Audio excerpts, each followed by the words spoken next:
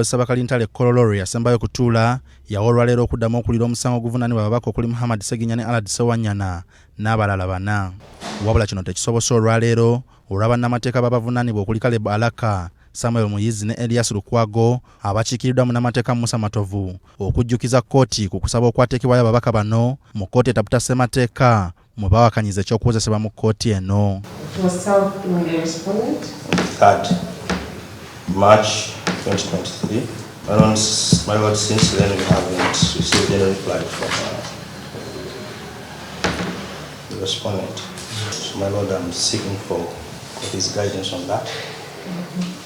Because as it is, the application stands unchallenged, my Lord.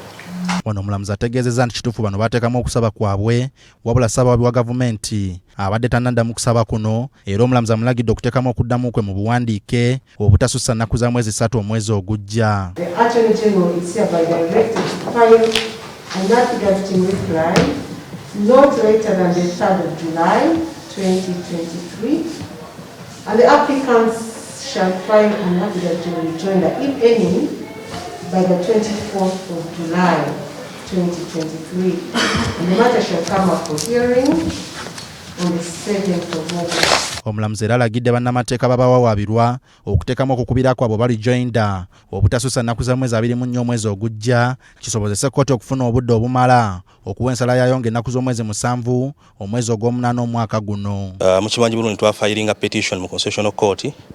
Petition tebannaba kuteekamu answer. Na application ya leero tebannaba kuteekamu reply. Ntegeezeddwako nti state yahayalinze lawyer, private lawyer okulaba nga agirepresentinga naye tannaba tusavinga notice of representation.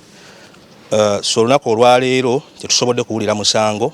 Omulamuzi atutegeezezza nti agongezza paka ennaku z'omwezi 7 ogw'omunaana era awadde allowance state efayiringa reply olwo tubeereredde ne guli omusango guli main gujje formation ku lunaku lwerumu. Munnamateeka w'ababaka bano Musa Matovu ategeezezza nti embeera y'ababaka ekyali mbi nti kyokka bateekamu okusaba bafune pasipoti zaabwe bafune obujjanjabi nga kkooti enkulu e Masaka bwe yalagira wabula tekinnakolebwako. Tebalaba basawo baabwe pasipoti zaabwe bakyazikutte tebannaba ziririizinga.